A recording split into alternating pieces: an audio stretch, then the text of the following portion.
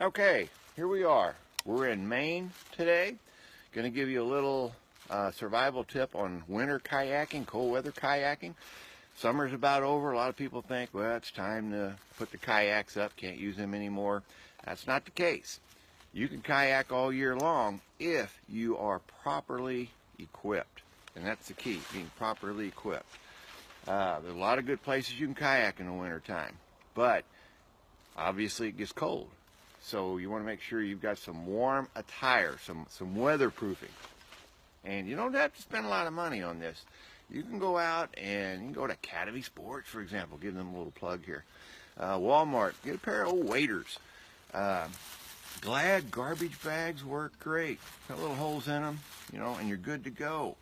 So it keeps you dry. Get that little splash on you. Now a little word of caution here. If you were to turn over and you got these bibs on, they have a tendency to fill up with water. So I would suggest taking a little pail, a little bucket, and you get tipped over, you know, bail that sucker out so you don't sink down to the bottom of the river. So, but again, if you have the proper equipment, that's not going to be a big problem either, because you must carry a personal flotation device with you.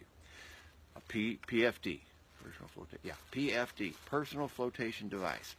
Now, again, you don't have to spend a lot of money on these things. You can go out and buy $200, $300 in life jackets or PFDs. Don't have to do that. Little water bottle strapped to each arm. You've got a very inexpensive, very effective personal flotation device. So it works real good in situations like that. So don't forget that. PFD, got to take it. The other piece of safety equipment that I recommend is a little hard hat, a little helmet. Now you ask, well, why do you need that? Well, it depends where you're floating.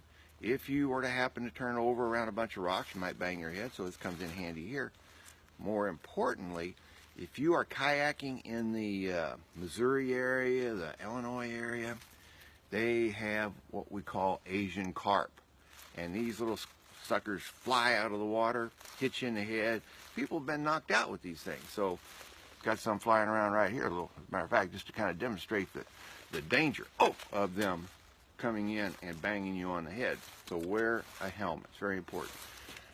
The paddle, you need a good paddle. Again, you don't have to spend a lot of money on it, but take one that's the right height for you, got the right curvature. Curvature on the paddle is very important.